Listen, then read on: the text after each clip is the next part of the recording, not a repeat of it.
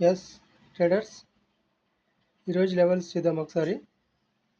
Nifty and bank Nifty అయితే నిన్న మనం తీసుకున్న లెవెల్స్ చూసారు కదా. ఎగ్జాక్ట్గా మనం నిన్న 1 మినిట్లో తీసుకున్నాము.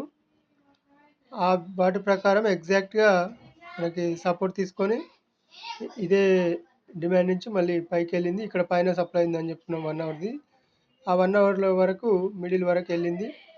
ఆ తర్వాత కూడా మళ్ళీ మధ్యలో ఒక డిమాండ్ క్రియేట్ చేసింది 1 మినిట్లో. ఎగ్జాక్ట్గా ఆ డిమాండ్ పైననే మార్కెట్ మొత్తం తిరిగింది. ఎన్నిటి నుంచి 11 నుంచి మధ్యాహ్నం మొత్తం ఆ పైననే 1 2 3 4 టైమ్స్ టచ్ చేసింది ఆ డిమాండ్ని. అంటే ఇది కొంచెం స్ట్రాంగే. ఇది స్ట్రాంగ్ అంటే ఒకసారి డౌన్ సైడ్ బ్రేక్ కావడానికి ఇంకా కొద్దిగా ఇక్కడే తిరగాల్సి ఉంటుంది పైన.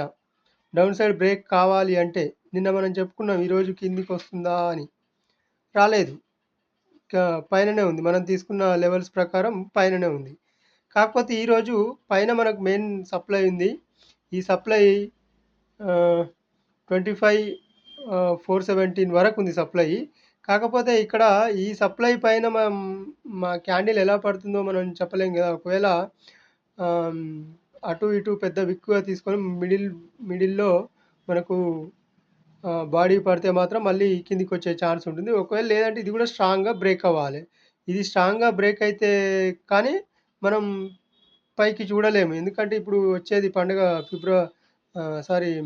ఏంటిది, దీపావళి ముహూర్తు ట్రేడ్ ఉంటుంది కదా. దాని ప్రకారం దీపావళి కోసం చూసుకున్నా కూడా మనకు ఈ టార్గెట్ ఇంతవరకు రీచ్ అవుతుంది. కానీ ఈ రీచ్ తర్వాత కూడా ఇంకా బ్రేక్ అవుతుందా అవ్వదా అనేది ఒకవేళ ఈరోజు నిర్ణయించే ఛాన్స్ ఉంటుంది. ఈరోజు ఫ్రైడే కదా.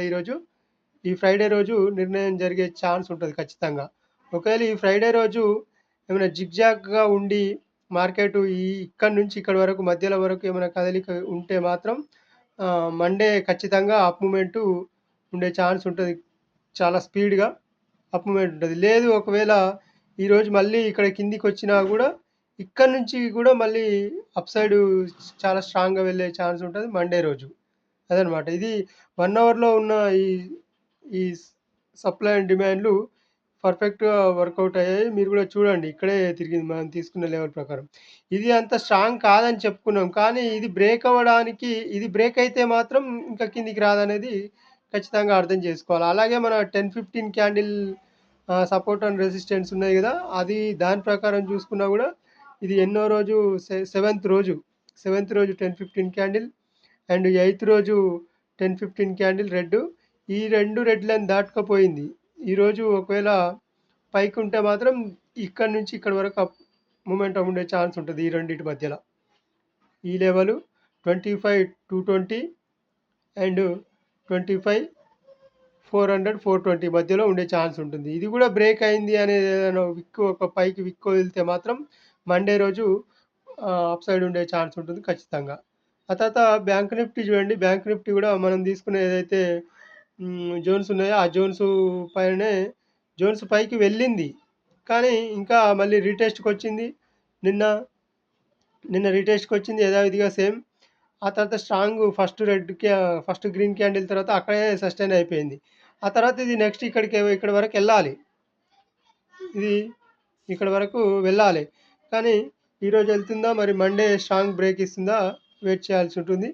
ఇవి లెవెల్స్ మాత్రం బ్యాంక్ నిఫ్టీలో ఏం చేంజ్ కాలేదు. నిఫ్టీలో మాత్రం కొద్దిగా చేంజ్ అయ్యాయి.